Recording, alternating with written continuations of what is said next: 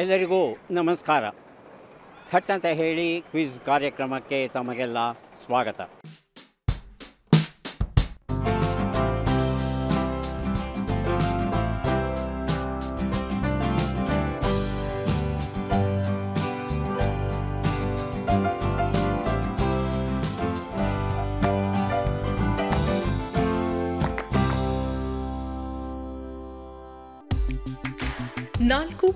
.5 ಎಕರೆ ವಿಸ್ತಾರ ಪ್ರದೇಶದಲ್ಲಿ ಸ್ವತಂತ್ರ ಸ್ಮಾರಕ ಉದ್ಯಾನವನವನ್ನು ನಿರ್ಮಿಸಲಾಗಿದೆ. ಭಾರತದ ಭವ್ಯ ಇತಿಹಾಸದ ವಿರಾಟ್ ಚಿತ್ರಣ ತೋರ್ಪಡಿಸುವ ಸಂಗ್ರಹಾಲಯವಾಗಿ ಮಹಾತ್ಮ ಗಾಂಧೀಜಿಯವರ ಚರಕವನ್ನು ಹೋಲುವಂತೆ ವೀರಸೌಧದ ವಿಶೇಷ ವಿನ್ಯಾಸವನ್ನ ಮಾಡಲಾಗಿದೆ. ಈ ಸ್ಮಾರಕ ನೋಡುಗರ ಕಣ್ಮನ ಸೆಳೆಯುತ್ತದೆ. ಸ್ವತಂತ್ರ ಹೋರಾಟಗಾರರಾಗಿರ್ತಕ್ಕಂತಹ NC ನಾಗರೆಡ್ಡಿಯವರ ನೇತೃತ್ವದಲ್ಲಿ ಒಂದು ಸತ್ಯಾಗ್ರಹ ಸ್ಮಾರಕ ಪ್ರೌಢಶಾಲೆಯನ್ನು ನಿರ್ಮಿಸಿದರು. ಆ ಶಾಲೆಯ ಹಿರಿಯ ವಿದ್ಯಾರ್ಥಿ, ಆಮೇಲೆ ಅಲ್ಲಿ ಶಿಕ್ಷಕನಾಗಿ ಸೇವೆ ಸಲ್ಲಿಸಿ ಈಗ ಹಾಲಿಯಾಗಿ ನಾನು ಮುಖ್ಯೋಪಾಧ್ಯಾಯನಾಗಿ ಸೇವೆಯನ್ನು ಸಲ್ಲಿಸ್ತಾ ಇದ್ದೆ. 1757 ಇಸವಿಯ ಪ್ಲಾಸೆ ಯುದ್ಧದಿಂದ ಹಿಡಿದು 1961-62 ಇಸವಿಯಲ್ಲಿ ಕೇಂದ್ರಾಡಳಿತ ಪ್ರದೇಶವಾದ ದಿಯು ದಾಮನ್ ಪ್ರದೇಶವನ್ನು ಪೋರ್ಚುಗಲ್ಲರಿಂದ ಮರು ವಶಪಡಿಸಿಕೊಳ್ಳುವವರೆಗೂ ಎಲ್ಲ ಸಂಪೂರ್ಣ ಸ್ವತಂತ್ರ ಹಾದಿಯ ಚಿತ್ರವನ್ನ ಕಣ್ಣಿಗೆ ಕಟ್ಟಿಕೊಡುತ್ತದೆ ಚಿತ್ರಪಟ ಗ್ಯಾಲರಿ.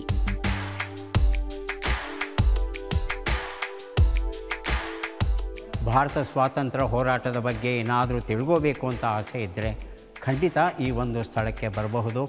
ಇಲ್ಲಿರ್ತಕ್ಕಂಥ ವರ್ಣಚಿತ್ರಗಳು ಮತ್ತು ಮಾಹಿತಿಯನ್ನು ತಿಳ್ಕೊಂಡ್ರೆ ನಮ್ಮ ಹೋರಾಟದ ಒಂದು ಸ್ಥೂಲ ಪರಿಚಯ ಗೊತ್ತಾಗುತ್ತೆ. ನಮ್ಮ ಸ್ವಾತಂತ್ರ್ಯಕ್ಕೆ ಸಂಬಂಧಪಟ್ಟ ಹಾಗೆ ಒಂದಷ್ಟು ಪ್ರಶ್ನೆಗಳನ್ನು ಕೇಳಿದ್ವಿ, ವಿಚಾರ ತಿಳ್ಕೊಂಡ್ವಿ, ಒಂದಷ್ಟು ಚಿತ್ರಗಳನ್ನು ಸಹ ನಾವು ನೋಡಿದ್ವಿ.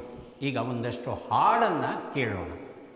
ಮೊದಲ ಹಾಡು ಈಗ ಬಂತು. ಹಿಂದೂಸ್ಥಾನವು ಎಂದು ಮರೆಯದ ಭಾರತ ರತ್ನವು ನೀನಾಗು, ಕನ್ನಡ ಹಿರಿಮೆಯ ಮಗನಾಗು, ಕನ್ನಡ ನುಡಿಯ ಸಿರಿಯಾಗು. ಒಂದು ಚಲನಚಿತ್ರ ಗೀತೆಯ ಹಾಡು. ಯಾವ ಚಿತ್ರದ್ದು ಹೆಸರು ಗೊತ್ತಿದೆಯಾ? ಗೊತ್ತಿಲ್ಲ. ಆ ಚಿತ್ರದ ಹೆಸರು ನಾನು ಹೇಳ್ತೇನೆ. ನಿರ್ದೇಶಕರು ಅಥವಾ ನಟರು ಅಥವಾ ನಟಿ ಯಾರು ಭಾಗವಹಿಸಿದ್ರು ಈ ಹಾಡಲ್ಲಿ, ಈ ಚಿತ್ರದಲ್ಲಿ ಹೇಳಲಿಕ್ಕೆ ಸಾಧ್ಯವ ನೋಡಿ. ಅಮೃತ ಘಳಿಗೆ ಅಂತ ಇದು ಚಿತ್ರದ ಹೆಸರು. ಇದನ್ನು ನಿರ್ದೇಶನ ಮಾಡಿದ್ದು ಯಾರು ಅಂತ ಗೊತ್ತಿದೆಯಾ? ಬಹುದೊಡ್ಡ ನಿರ್ದೇಶಕರವರು ಕನ್ನಡದಲ್ಲಿ. ಪುಟ್ಟಣ್ಣ ಕಣಗಾಲ್ ಅಂತ ಹೇಳ್ತಾರೆ ಅವರನ್ನು. ಇದನ್ನು ಈ ಕಾದಂಬರಿ ಬರೆದವ್ರು ಯಾರು? DV ರಾವ್ ಅಂತ ಹೇಳಿ ಬಹುದೊಡ್ಡ ವೈದ್ಯರು. ಇಲ್ಲೇ ದೊಡ್ಡಬಳ್ಳಾಪುರದಲ್ಲಿ ಅವರು ವೈದ್ಯ ವೃತ್ತಿಯನ್ನು ನಡೆಸ್ತಾ ಇದ್ದರು. ಒಳ್ಳೆ ಕಾದಂಬರಿಗಳನ್ನು ಬರೆದಿದ್ದಾರೆ. ಅದರಲ್ಲಿ ಅಮೃತ ಘಳಿಗೆಯೂ ಸಹ ಒಂದು ಅಪರೂಪದ ಘಟನೆ ನಡೀತು ನಮ್ಮ ದೇಶದಲ್ಲಿ. ಬಹುಶಃ ವಿಶ್ವದಲ್ಲಿ ಇಂತಹ ಘಟನೆ ಎಲ್ಲೂ ನಡೆದಿಲ್ಲ. ವಿದ್ಯಾರ್ಥಿಗಳು ಸ್ವಾತಂತ್ರ್ಯ ಹೋರಾಟದ ಮುಂಚೂಣಿಯಲ್ಲಿ ನಿಂತು ಬ್ರಿಟಿಷರ ಅಧಿಕಾರಿಗಳ ಮೇಲೆ ಹಲ್ಲೆ ನಡೆಸಿ ಅವರನ್ನು ಕೊಂದು ಸ್ವಾತಂತ್ರ್ಯವನ್ನು ಘೋಷಿಸಿಕೊಂಡಂಥ ಹಳ್ಳಿ ನಮ್ಮ ಕರ್ನಾಟಕದಲ್ಲಿದೆ. ಆ ಹಳ್ಳಿ ಯಾವುದು ಅಂತ ನೀವು ಹೇಳಬೇಕು. ಹುಡುಗರು ಹೇಳ್ತಾರೆ, ಏಸೂರು ಕೊಟ್ಟರು ಈಸೂರು ಕೊಡೆವು, ಏಸೂರು ಕೊಟ್ಟರು ಈಸೂರು ಕೊಡೆವು. ಈಗ ಗೊತ್ತಾಯ್ತಾ? ಈ ಪ್ರಶ್ನೆಗೆ ಉತ್ತರ ಧಾರವಾಡ. ಧಾರವಾಡ ತಪ್ಪು ಉತ್ತರ. ಇನ್ನು ಯಾರಾದರೂ ಉತ್ತರ ಕೊಡ್ತೀರಾ? ಉತ್ತರ ಬಂದು ವಿಜಯನಗರ. ವಿಜಯನಗರ ತಪ್ಪು ಉತ್ತರ. ಶಿವಮೊಗ್ಗದಲ್ಲಿ ಎಲ್ಲಿ ಅಂತ ಗೊತ್ತಾ? ಶಿವಮೊಗ್ಗದ ಹತ್ತಿರ ಶಿಕಾರಿಪುರ ಅಂತ ಇದೆ. ಅದರ ಹತ್ತಿರ ಇದೆ ಏಸೂರು ಗ್ರಾಮ. ಆಮೇಲೆ ಕೊನೆಗೆ ಬ್ರಿಟಿಷರು ಪ್ರತಿಯೊಂದು ಮನೆಗೂ ನುಗ್ಗಿ ಎಲ್ಲರನ್ನೂ ಹೊಡೆದು ಕಾಡಲ್ಲಿಗೆ ತಪ್ಪಿಸ್ಕೊಂಡು ಹೋಗ್ತಾರೆ. ಒಂದಷ್ಟು ಜನ ಕಾಡಲ್ಲಿ ನುಗ್ಗಿ ಅವ್ರನ್ನೆಲ್ಲ ಹಿಡ್ಕೊಂಬಂದು ಒಂದು 4-5 ಜನರನ್ನು ಬಹಿರಂಗವಾಗಿ ನೇಣು ಹಾಕ್ತಾರೆ. ಬಹಿರಂಗವಾಗಿ ನೇಣು ಯಾಕೆ ಹಾಕ್ತಾರೆ ಅಂದರೆ ಭಯ ಬರಬೇಕು. ಮತ್ತೊಂದು ಸಲ ಈ ರೀತಿಯಾದ ಸ್ವಾತಂತ್ರ್ಯ ಹೋರಾಟದಲ್ಲಿ ಇವರು ಭಾಗಿಯಾಗಬಾರ್ದು ಅನ್ನೋ ಭೀತಿಯನ್ನು ಹೆಚ್ಚಿಸುವ ದೃಷ್ಟಿಯಿಂದ ಬಹಿರಂಗವಾಗಿ ನೇಣು ಹಾಕ್ತಾರೆ ಆ ಹೋರಾಟಗಾರರನ್ನು. ಇದು ನಮ್ಮ ಊರಲ್ಲಿ, ನಮ್ಮ ಕರ್ನಾಟಕದಲ್ಲಿ ನಡೆದದ್ದು ಒಂದು ರೀತಿಯಾದ ಅಖಿಲ ಭಾರತ, ಬಹುಶಃ ವಿಶ್ವದಲ್ಲೇ ದಾಖಲೆ ಅಂತ ಕಾಣುತ್ತೆ. ವಿದ್ಯಾರ್ಥಿಗಳು ಹೋರಾಟದಲ್ಲಿ ಭಾಗವಹಿಸಿ, ನಾಯಕತ್ವ ವಹಿಸಿ, ಆರಂಭದಲ್ಲಿ ಗೆಲುವನ್ನು ಸಾಧಿಸಿ, ಕೊನೆಯಲ್ಲಿ ರಾಕ್ಷಸೀ ಶಕ್ತಿಯ ಮುಂದೆ, ಸೈನ್ಯದ ಮುಂದೆ ನಿಲ್ಲಕ್ಕಾಗುತ್ತೆ ವಿದ್ಯಾರ್ಥಿಗಳು. ಅವರೆಲ್ಲರೂ ಸಹ ಸೆರೆ ಸಿಗ್ತಾರೆ. ಏಸೂರು ಕೊಟ್ಟರೂ ಈಸೂರು ಕೊಡೆವು, ಇದು ಬಹು ಪ್ರಖ್ಯಾತವಾದಂಥ ಒಂದು ಘೋಷವಾಕ್ಯ ಆಗಿತ್ತು. ದೀಪಾವಳಿಗೆ ನಂಬಿದರೆ ನಂಬಿ, ಬಿಟ್ಟರೆ ಬಿಡಿ, ಇದೊಂದು ಪುಸ್ತಕ ನಾನೇ ಬರೆದಿರೋದು, ನಿಮಗೆ ಸಿಗ್ತಾ ಇದೆ, ತಗೊಳ್ಳಿ. ಅಭಿನಂದನೆಗಳು. 2024ನೇ ಸ್ವಾತಂತ್ರ್ಯ ದಿನೋತ್ಸವವನ್ನು ನಾವು ಆಚರಿಸ್ತಾ ಇದ್ದೇವೆ. ಈ ಒಂದು ಸಂದರ್ಭಕ್ಕಾಗಿ ಒಂದು ವಿಶೇಷ ಘೋಷವಾಕ್ಯವನ್ನು ಹೊರಡಿಸಲಾಗಿದೆ. ಆ ಘೋಷವಾಕ್ಯ ಯಾವುದು ಅಂತ ತಿಳ್ಕೊಳ್ಳೋಣ. ಆಯ್ಕೆಗಳನ್ನು ಕೊಡ್ತಾ ಇದ್ದೇನೆ. ವಿಕಸಿತ ಭಾರತ್, ಸರ್ವಶ್ರೇಷ್ಠ ಭಾರತ್. ಯಾವುದು ಸರಿಯಾದ ಉತ್ತರ? ಯಾರು ಹೇಳ್ತೀರಿ? ವಿಕಸಿತ ಭಾರತ. ವಿಕಸಿತ ಭಾರತ್ ಅಥವಾ ಡೆವಲಪ್ಡ್ ಇಂಡಿಯಾ, ಈ ಅರ್ಥದ ಘೋಷವಾಕ್ಯವನ್ನು ಈ ವರ್ಷ ಹೊರಡಿಸಿದ್ದೇವೆ. ಭಾರತ ಸರ್ವಶ್ರೇಷ್ಠ ಭಾರತವಾಗಬೇಕಾದರೆ ಮೊದಲು ಅರಳಬೇಕಾಗುತ್ತೆ. 2047ರಲ್ಲಿ ನಮಗೆ ಸ್ವಾತಂತ್ರ್ಯ ಬಂದು 100 ವರ್ಷಗಳಾಗುತ್ತೆ. ಆ 100 ವರ್ಷಗಳು ಆಗುವ ಹೊತ್ತಿಗೆ ನಮ್ಮ ಭಾರತ ಸಂಪೂರ್ಣವಾಗಿ ಅರಳಿ ಸರ್ವಶ್ರೇಷ್ಠವಾದ ಭಾರತ ಆಗಬೇಕು ಅನ್ನೋದು ನಮ್ಮೆಲ್ಲರ ಆಸೆಯಾಗಿದೆ, ಕನಸು ಆಗಿದೆ. ಆ ಕನಸನ್ನು ನಾವೆಲ್ಲ ಸೇರಿ ನನಸು ಮಾಡೋಣ. ಸ್ವಾತಂತ್ರ್ಯ ಹೋರಾಟಗಾರರ ಒಂದು ಚಿತ್ರವನ್ನು ಈಗ ನೋಡೋಣ. ಈಗ 2 ಆಯ್ಕೆ ಕೊಡ್ತೇನೆ, ಯಾರು ಉತ್ತರ ಕೊಡ್ತೀರಿ ನೋಡೋಣ. ಕಾರ್ನಾಡ್ ಸದಾಶಿವರಾವ್, ಬೆನಗಲ್ ರಾಮರಾವ್. ಕಾರ್ನಾಡ್ ಸದಾಶಿವರಾವ್, ಬೆನಗಲ್ ರಾಮರಾವ್. ಯಾರು ಉತ್ತರ ಕೊಡ್ತೀರಿ? ಕೈ ಎತ್ತಿ. ಉತ್ತರ ಬಂದು ಬೆನಗಲ್ ರಾಮರಾವ್. ಇನ್ಯಾರಾದರೂ ಉತ್ತರ ಕೊಡ್ತೀರಾ? ಕಾರ್ನಾಡ್ ಸದಾಶಿವರಾವ್. ಕಾರ್ನಾಡ್ ಸದಾಶಿವರಾವ್ ಉತ್ತರ ಸರಿಯಾಗಿದೆ. ಡಾಕ್ಟರ್ ಆರ್ ಇಂದಿರಾ ಅವರು ಬರೆದ ಸಾಮಾನ್ಯ ಜ್ಞಾನ, ಜನರಲ್ ನಾಲೆಜ್ ಪುಸ್ತಕವನ್ನು ಕೊಟ್ಟಿದ್ದೇನೆ, ಸ್ವೀಕರಿಸಿ. ಕಾರ್ನಾಡ್ ಸದಾಶಿವರಾವ್ ಅವರು ನಮ್ಮ ಮೈಸೂರು ಅಥವಾ ಕರ್ನಾಟಕದ ಬಹು ದೊಡ್ಡ ಶ್ರೀಮಂತರಲ್ಲಿ ಒಬ್ಬರು. ಇವರು ವಕೀಲಿ ವೃತ್ತಿಯನ್ನು ನಡೆಸ್ತಾ ಇರ್ತಾರೆ. ಅಷ್ಟೂ ಆಸ್ತಿಯನ್ನು ಇವರು ಕಾಂಗ್ರೆಸ್ಸಿಗೆ, ಜನಸಾಮಾನ್ಯರ ಒಳಿತಿಗೆ ಇವರು ಬಿಟ್ಟುಕೊಡ್ತಾರೆ. ಆದರೆ ಮುಂಬೈಯಲ್ಲಿ ಕಾಂಗ್ರೆಸ್ ಅಧಿವೇಶನ ನಡೆಯುವಾಗ ಇವರು ಉಳ್ಕೊಳ್ಳೋಕ್ಕೆ ಅಂತ ಒಂದು ಸಣ್ಣ ಗುಡಿಸಲನ್ನು ಕೊಟ್ಟಿರ್ತಾರೆ. ಆ ಗುಡಿಸಲು ಸೋರ್ತಾ ಇರುತ್ತೆ. ಮಳೆ ಬಂದು ಚಳಿ ಗಾಳಿ ಹೆಚ್ಚಾಗಿ ಅವರಿಗೆ ನೆಗಡಿಯಾಗಿ ಜ್ವರ ಬಂದು ಮಾತ್ರೆಯನ್ನು ಕೊಂಡುಕೊಳ್ಳೋಕ್ಕೆ ದುಡ್ಡಿಲ್ಲದೆ ಅವರು ಜೀವವನ್ನು ತ್ಯಜಿಸ್ತಾರೆ. ಮುಂಬೈಯಲ್ಲಿ ಕಾರ್ನಾಡ್ ಸದಾಶಿವರಾವ್ ಅವರು ಎಂತಹ ದೊಡ್ಡ ಶ್ರೀಮಂತರಾಗಿದ್ದರೂ ಸಹ ಮಾತ್ರೆ ಕೊಂಡುಕೊಳ್ಳಿಕ್ಕೆ ಹಣ ಉಳಿಯಲ್ಲ ಅವರ ಕೊನೆಗಾಲದಲ್ಲಿ. ಅಷ್ಟನ್ನು ದೇಶಕ್ಕಾಗಿ ಅವರು ಸಮರ್ಪಿಸ್ತಾರೆ. ಹಾಗಾಗಿ ಅವರ ಹೆಸರಲ್ಲಿ ಒಂದು ದೊಡ್ಡ ಬಡಾವಣೆ ಬೆಂಗಳೂರಲ್ಲಿ ನಿರ್ಮಾಣ ಆಗಿದೆ. ಅದನ್ನು ಸದಾಶಿವನಗರ ಅಂತ ಕರಿತೇವೆ. ಗಂಧದ ಕೋಠಿ ಕೆರೆ ಅಥವಾ ಸ್ಯಾಂಕಿ ಟ್ಯಾಂಕ್ ಅಂತ ಏನು ಕರಿತೇವೆ, ಅದರ ಹತ್ತಿರದಲ್ಲೇ ಅದಕ್ಕೆ ಹೊಂದಿಕೊಂಡಂತೆ ಈ ನಗರ ಇದೆ, ಸದಾಶಿವನಗರ. ಇದು ಕಾರ್ನಾಡ್ ಸದಾಶಿವರಾವ್ ಅವರ ಹೆಸರಲ್ಲಿ ನಿರ್ಮಿಸಿದಂತಹ ಬೆಂಗಳೂರಿನ ಬಹಳ ಮುಖ್ಯವಾದ ಒಂದು ಬಡಾವಣೆ. ಏಪ್ರಿಲ್ 1973ರಲ್ಲಿ ನಮ್ಮ ರಾಷ್ಟ್ರದ ಪ್ರಾಣಿಯನ್ನಾಗಿ ಹುಲಿಯನ್ನು ನಾವು ಆಯ್ಕೆ ಮಾಡಿಕೊಂಡ್ವಿ. ಅಲ್ಲಿಯವರೆಗೆ ಯಾವ ಪ್ರಾಣಿಯು ನಮ್ಮ ರಾಷ್ಟ್ರದ ಪ್ರಾಣಿಯಾಗಿ ಹೆಸರನ್ನು ಗಳಿಸಿತ್ತು? ಇದಕ್ಕೆ ಉತ್ತರ ಸಿಂಹ. ಸಿಂಹ ಅನ್ನೋದು ಸರಿಯಾದ ಉತ್ತರ. ಪ್ರಾಚ್ಯ ಪ್ರಚಲಿತ ಕೆ ರಘುಶೆಟ್ಟಿ ಅವರು ಬರೆದಂಥ ಪುಸ್ತಕ ಕೊಡ್ತಾ ಇದ್ದೇವೆ, ಸ್ವೀಕರಿಸಿ. 1973ರವರೆಗೆ ಸಿಂಹ ನಮ್ಮ ರಾಷ್ಟ್ರದ ಪ್ರಾಣಿಯಾಗಿತ್ತು. 73ರ ನಂತರ ಹುಲಿಯನ್ನು ಆಯ್ಕೆ ಮಾಡಿಕೊಂಡ್ವಿ. ಇದಕ್ಕೆ ಕಾರಣ ಇದೆ. ಸಿಂಹ ಅನ್ನೋದು ಭಾರತದ ಕೆಲವೇ ರಾಜ್ಯಗಳಲ್ಲಿ ಮಾತ್ರ ಕಂಡುಬರುವಂಥ ಪ್ರಾಣಿ ಅದು. ಆದರೆ ಹುಲಿ ಏನಿದೆ ಭಾರತದ ಬಹಳಷ್ಟು ರಾಜ್ಯಗಳಲ್ಲಿ ಕಂಡುಬರುತ್ತೆ. ಜಗತ್ತಲ್ಲಿ ಇರ್ತಕ್ಕಂಥ ಒಟ್ಟು ಹುಲಿಗಳಲ್ಲಿ 75% ಹುಲಿಗಳು ನಮ್ಮ ಭಾರತದಲ್ಲೇ ಇವೆ. ಭಾರತದಲ್ಲಿ ಎಷ್ಟು ಹುಲಿಗಳಿವೆಯೋ ಅಷ್ಟು ಹುಲಿಗಳಲ್ಲಿ ಅತ್ಯಂತ ಹೆಚ್ಚಿನ ಸಂಖ್ಯೆಯ ಹುಲಿಗಳು ಇರೋದು ನಮ್ಮ ಕರ್ನಾಟಕದಲ್ಲಿ. ಹಾಗಾಗಿ ಹುಲಿಯನ್ನು ನಾವು ರಾಷ್ಟ್ರ ಪ್ರಾಣಿಯನ್ನಾಗಿ ಸ್ವೀಕರಿಸಿದ್ದೇವೆ.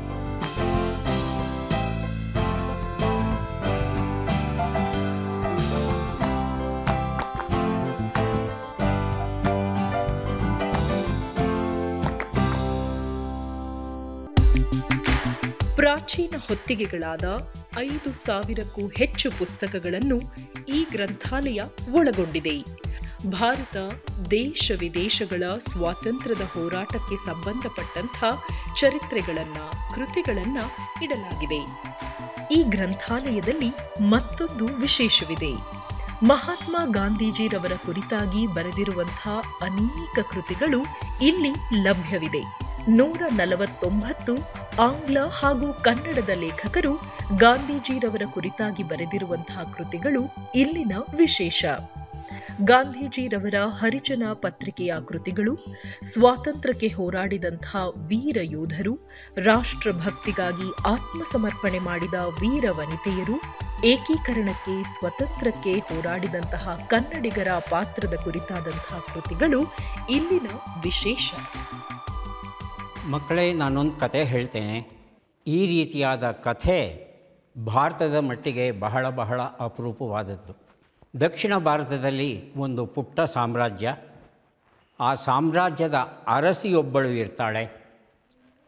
ಆ ಸಾಮ್ರಾಜ್ಯದ ಮೇಲೆ ಬ್ರಿಟಿಷರು ದಂಡೆತ್ತಿ ಬಂದು ಆ ಸಾಮ್ರಾಜ್ಯವನ್ನು ನಾಶ ಮಾಡುವಂಥ ಪ್ರಯತ್ನದಲ್ಲಿರ್ತಾರೆ. ಆ ಸಾಮ್ರಾಜ್ಯದ ರಾಣಿ ಮರುದು ಸಹೋದರರು ಅಂತ ವೀರರು, ಅವರ ಸಹಾಯ ತಗೊಂಡು, ಟಿಪ್ಪು ಸುಲ್ತಾನ್ ಸಹಾಯ ತಗೊಂಡು ಒಂದು ಸೈನ್ಯವನ್ನು ಕಟ್ಟಿ ಬ್ರಿಟಿಷರನ್ನು ಎದುರಿಸಬೇಕು ಅಂತ ಎಲ್ಲ ವ್ಯವಸ್ಥೆಯನ್ನು ಮಾಡಿಕೊಂಡಾಗ ಆ ರಾಣಿ ಕಟ್ಟಿದಂತಹ ಮಹಿಳಾ ಸೇನೆ ಏನಿರುತ್ತೆ, ಆ ಮಹಿಳಾ ಸೇನೆಯ ನಾಯಕಿ ಒಬ್ಬಳು ಕುಯಿಲಿ ಅಂತ ಇರ್ತಾಳೆ. ಆ ಕುಯಿಲಿ ಹೇಳ್ತಾಳೆ, ಈ ಬ್ರಿಟಿಷರನ್ನು ಸೋಲಿಸೋದು ಬಹಳ ಸುಲಭ. ಇಷ್ಟು ದೊಡ್ಡ ಯುದ್ಧ ಮಾಡಿ ಅಷ್ಟೊಂದು ಜನ ಸಾಯೋದು ಯಾಕೆ? ನನಗೆ ಅವಕಾಶ ಕೊಡಿ, ನಾನು ಸೋಲಿಸ್ತೇನೆ ಅಂತ ಹೇಳ್ತಾಳೆ. ಆಕೆಯ ಉಪಾಯ ಇಷ್ಟೇ. ಬ್ರಿಟಿಷರ ಮದ್ದುಗುಂಡುಗಳು ಇರುವಂಥ ಉಗ್ರಾಣ ಎಲ್ಲಿದೆ ಅನ್ನೋದನ್ನು ಆಕೆ ಪತ್ತೆ ಹಚ್ಕೋತಾಳೆ. ಒಂದು ಅಮಾವಾಸ್ಯೆಯ ರಾತ್ರಿ ಎಲ್ಲೆಲ್ಲೂ ಕತ್ತಲೆ. ಆ ಉಗ್ರಾಣಕ್ಕೆ ಹತ್ತಿರ ಬಂದು ತನ್ನ ಮೈ ಮೇಲೆ ಎಣ್ಣೆ ಸುರಿದುಕೊಂಡು ಬೆಂಕಿ ಹಚ್ಕೋತಾಳೆ. ಬೆಂಕಿ ಹಚ್ಕೊಂಡು ನೇರವಾಗಿ ಉಗ್ರಾಣದ ಕಡೆ ಓಡ್ತಾಳೆ. ಆ ಉಗ್ರಾಣವನ್ನು ಇಬ್ಬರು ಸೈನಿಕರು ಕಾಯ್ತಾ ಇರ್ತಾರೆ. ಹೀಗೆ ಬೆಂಕಿ ಓಡಿ ಬರೋದನ್ನು ನೋಡಿ, ಓ ಕೊಳ್ಳಿದೆವ ಬಂತು ಅಂತ ಅವರು ಓಡಿ ಹೋಗ್ತಾರೆ. ಈಕೆ ನೇರವಾಗಿ ಉಗ್ರಾಣದ ಒಳಗೆ ಹೋಗ್ತಾಳೆ. ಈಕೆ ಸತ್ತು ಹೋಗ್ತಾಳೆ, ಜೊತೆಗೆ ಇಡೀ ಉಗ್ರಾಣ ಸ್ಫೋಟವಾಗುತ್ತೆ. ಹೀಗೆ ಆತ್ಮಹತ್ಯಾ ವನಿತೆ, ಸೂಯಿಸೈಡ್ ಬಾಂಬರ್ ಆಗಿ ಮೊದಲ ಬಾರಿಗೆ ದಾಖಲಾಗ್ತಾಳೆ ನಮ್ಮ ಭಾರತದ ಸ್ವಾತಂತ್ರ್ಯ ಇತಿಹಾಸದಲ್ಲಿ.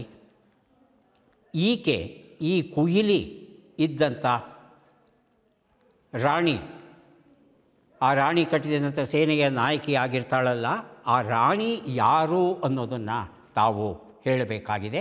ಆ ಸಂಸ್ಥಾನದ ಹೆಸರು ಹೇಳಿದ್ರೂ ಪರವಾಗಿಲ್ಲ. ಕಿತ್ತೂರು ರಾಣಿ ಚೆನ್ನಮ್ಮ. ಮಕ್ಕಳೇ, ನಿಮಗೆ ಆಯ್ಕೆ ಕೊಡ್ತಾ ಇದ್ದೇನೆ. ಮೊದಲನೇ ಆಯ್ಕೆ ರಾಣಿ ಕುಂದವೈ ಅಂತ, ಎರಡನೇ ಆಯ್ಕೆ ವೇಲು ನಾಚಿಯಾರ್. ಆ ಪ್ರಶ್ನೆಗೆ ಉತ್ತರ ರಾಣಿ ಕುಂದವೈ. ತಪ್ಪಾಗಿದೆ. ರಾಣಿ ವೇಲು ನಾಚಿಯಾರ್ ಸರಿಯಾದ ಉತ್ತರ ಆಗಿತ್ತು. ಶಿವಗಂಗಾ ಸಂಸ್ಥಾನ ಅಂತ ತಮಿಳುನಾಡಲ್ಲಿ ಇತ್ತು. ಆ ಸಂಸ್ಥಾನದ ಒಡತಿ ಆಗಿದ್ಲು ಈಕೆ. ಹಾಡನ್ನು ಕೇಳೋಣ, ಆಮೇಲೆ ಪ್ರಶ್ನೆಯನ್ನು ಕೇಳ್ತೇನೆ. ಮೊದಲು ಹಾಡನ್ನು ಕೇಳೋಣ.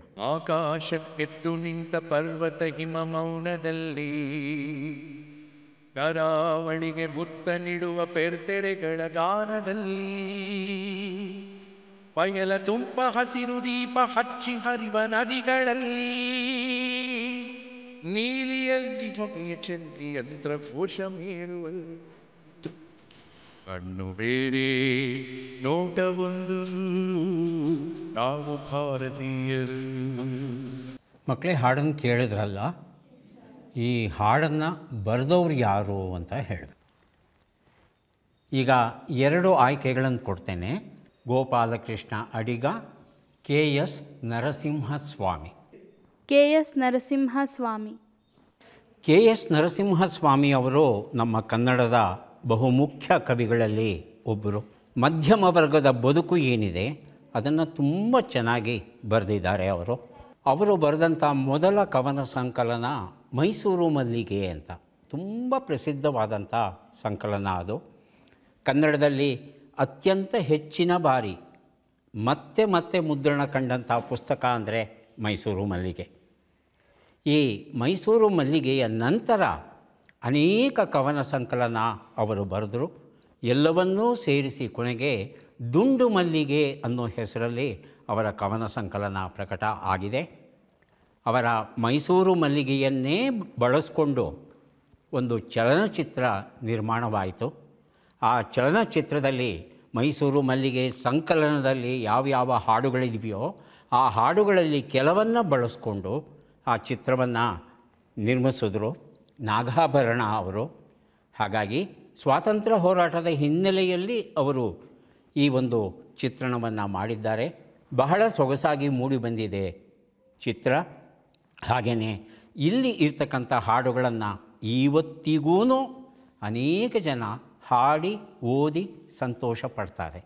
ಮಕ್ಕಳೇ, ಓರ್ವ ಹಿರಿಯ ಮಹಿಳೆಯ ಚಿತ್ರವನ್ನು ನಿಮಗೆ ತೋರಿಸ್ತೇವೆ. ಆಕೆಯ ಹೆಸರು ಮೂಲಮತಿ ಅಂತ. ಈಕೆಯ ಮಗ ಬಹುದೊಡ್ಡ ಕ್ರಾಂತಿಕಾರಿ. ಆ ಕ್ರಾಂತಿಕಾರಿ ಯಾರು ಅನ್ನೋದನ್ನು ನೀವು ಗುರುತಿಸಬೇಕಾಗುತ್ತೆ. 2 ಆಯ್ಕೆಗಳನ್ನು ಕೊಡ್ತಾ ಇದ್ದೇನೆ. ರಾಮ್ ಪ್ರಸಾದ್ ಬಿಸ್ಮಿಲ್ ಮತ್ತು ಭಾಗಾ ಜತಿನ್. ಯಾರು ಅಂತ ಹೇಳಬೇಕು? ಭಗತ್ ಸಿಂಗ್. ಭಾಗಾ ಜತಿನ್ ಅಂತ ಹೇಳಿದ್ರು. ರಾಮ್ ಪ್ರಸಾದ್ ಬಿಸ್ಮಿಲ್ ಸರಿಯಾದ ಉತ್ತರ ಆಗಿತ್ತು. ರಾಮ್ ಪ್ರಸಾದ್ ಬಿಸ್ಮಿಲ್ ಅವರು ಮೂಲತಃ ಕವಿ ಹಾಗೂ ಸಾಹಿತಿ, ಎರಡಕ್ಕೂ ಮಿಗಿಲಾಗಿ ಕ್ರಾಂತಿಕಾರಿ. ಈತ ಬರೆದಂಥ ಅದ್ಭುತ ಕವನಗಳು ಅಂದಿನ ದಿನದ ಯುವಜನತೆಯನ್ನು ಸ್ವಾತಂತ್ರ್ಯ ಹೋರಾಟದ ಕಡೆಗೆ ಮುಖ ಮಾಡಿತ್ತು.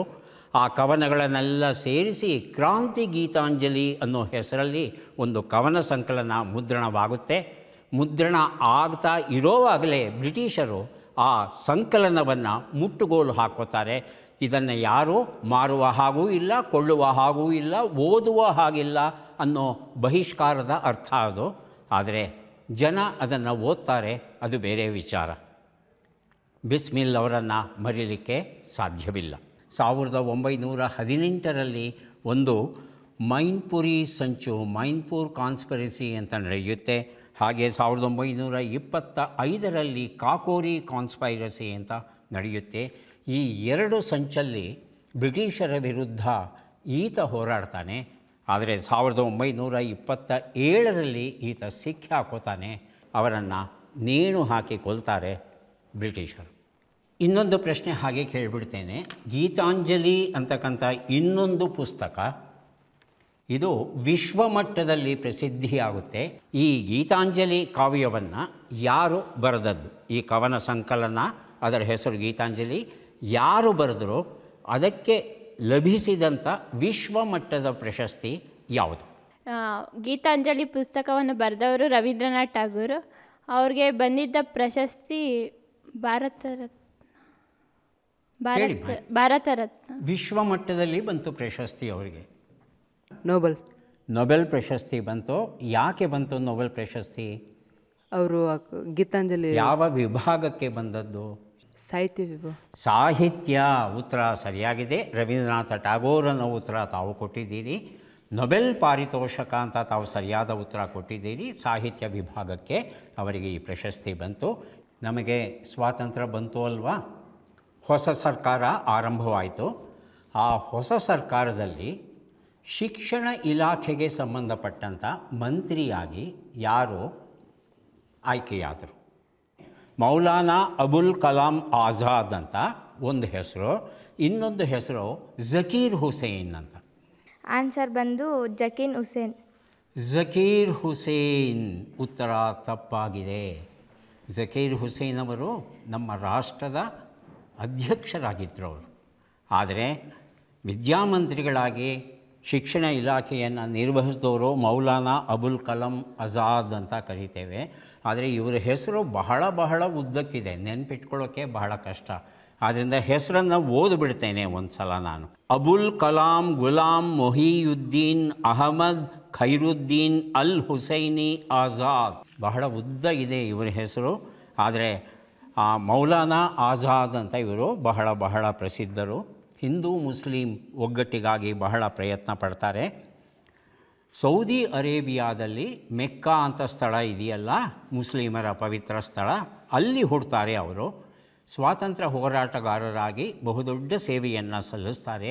ಇವರಿಗೆ ಭಾರತ ರತ್ನ ಗೌರವವನ್ನು ಸಹ ನಾವು ಕೊಟ್ಟಿದ್ದೇವೆ. ದೇಶದ ಸಾಂಸ್ಕೃತಿಕ ಪ್ರಾಣಿ ಯಾವುದು ಅಂತ 2 ಆಯ್ಕೆ ಕೊಡ್ತೇನೆ. ಸರಿಯಾದ ಆಯ್ಕೆನ ಹೇಳೋದಕ್ಕೆ ಪ್ರಯತ್ನ ಪಡಿ. ಸಾಂಸ್ಕೃತಿಕ ಪ್ರಾಣಿ ಯಾವುದು? ಹಸುವ ಅಥವಾ ಆನೆನ? ಆನೆ. ಆನ್ಸರ್ ಆನೆ ಅನ್ನೋದು ಸರಿಯಾದ ಉತ್ತರ. ಆನೆಯನ್ನು ನಾವು ಸಾಂಸ್ಕೃತಿಕ ಪ್ರಾಣಿಯನ್ನಾಗಿ ಸ್ವೀಕರಿಸಿದ್ದು 2010ರಲ್ಲಿ. ನಮಗೆಲ್ಲ ಗೊತ್ತಿರೋ ಹಾಗೆ ಆನೆಗಳಲ್ಲಿ 2 ಜಾತಿಗಳು ಉಂಟು. ಒಂದು ಆಫ್ರಿಕಾದ ಆನೆ, ಇನ್ನೊಂದು ಏಷ್ಯಾ ಆನೆ ಅಥವಾ ಭಾರತೀಯ ಆನೆ ಅಂತ ಕರೀತೇವೆ. ಈ ಏಷ್ಯಾ ಭಾಗದಲ್ಲಿ ಇರ್ತಕ್ಕಂಥ ಆನೆಗಳು ಏನಿವೆ, ಅವುಗಳಲ್ಲಿ 3/2 ಭಾಗದ ಆನೆಗಳು ನಮ್ಮ ಭಾರತದಲ್ಲಿವೆ. ಭಾರತದಲ್ಲಿರುವ ಒಟ್ಟು ಆನೆಗಳಲ್ಲಿ ಅತ್ಯಂತ ಹೆಚ್ಚಿನ ಪ್ರಮಾಣದ ಆನೆಗಳು ಇರೋದು ನಮ್ಮ ಕರ್ನಾಟಕದಲ್ಲಿ. ಅದಕ್ಕಾಗಿ ನಾವೆಲ್ಲ ಹೆಮ್ಮೆ ಪಡಬಹುದು. ಆನೆ ಬಹಳ ಗಂಭೀರವಾದ ಪ್ರಾಣಿ. ಕುಟುಂಬವನ್ನು ಬಹಳ ಇಷ್ಟಪಡುತ್ತೆ. ಯಾವಾಗಲೂ ಗುಂಪುಗಳಲ್ಲಿ ಅದು ಚಲಿಸುತ್ತೆ. ಆನೆಗಳ ವಾಸನಾ ಶಕ್ತಿ ಇದೆಯಲ್ಲ, ಅದ್ಭುತವಾದದ್ದು. 4-5 ಕಿಲೋಮೀಟರ್ ದೂರದಲ್ಲಿ ನೀರು ಇದೆ ಅನ್ನೋದು ಇಲ್ಲೇ ಗೊತ್ತಾಗ್ಬಿಡುತ್ತೆ. ಹಾಗಾಗಿ ಆನೆಗಳ ನಾಯಕ ಅನ್ನೋದು ಇಲ್ಲವೇ ಇಲ್ಲ. ಆನೆಗಳ ಗುಂಪಿಗೆ ಯಾವಾಗಲೂ ನಾಯಕಿನೇ ಮುಂದೆ ಇರುತ್ತೆ. ಆ ಗುಂಪಿನಲ್ಲಿ ಅತ್ಯಂತ ಅನುಭವ ಇರುವಂಥ ಆನೆ, ಅತ್ಯಂತ ಹೆಚ್ಚು ವಯಸ್ಸಾಗಿರುವ ಆನೆ ಯಾವುದಿರುತ್ತೆ ಅದು ಯಾವಾಗಲೂ ಮುಂದೆ ಇದ್ದು ಇಡೀ ಗುಂಪನ್ನು ನಡೆಸ್ಕೊಂಡು ಹೋಗುತ್ತೆ. ಮತ್ತು ಆನೆಗಳ ಮಾತುಕತೆ ಇದೆಯಲ್ಲ, ಆನೆಗಳ ಘೀಂಕಾರ ನಾವು ಕೇಳಿದ್ದೇವೆ. ಆದರೆ ನಮಗೂ ನಿಮಗೂ ಕೇಳಿಸದೇ ಇರತಕ್ಕಂಥ ಶಬ್ದಗಳು ಏನಿದೆ, 10 ಸೈಕಲ್ಗಿಂತ ಕಡಿಮೆ ಶಬ್ದಗಳು ಏನಿದೆ, ಅದರ ಮೂಲಕ ಮಾತುಕತೆ ನಡೆಸುತ್ತವೆ ಆನೆಗಳು.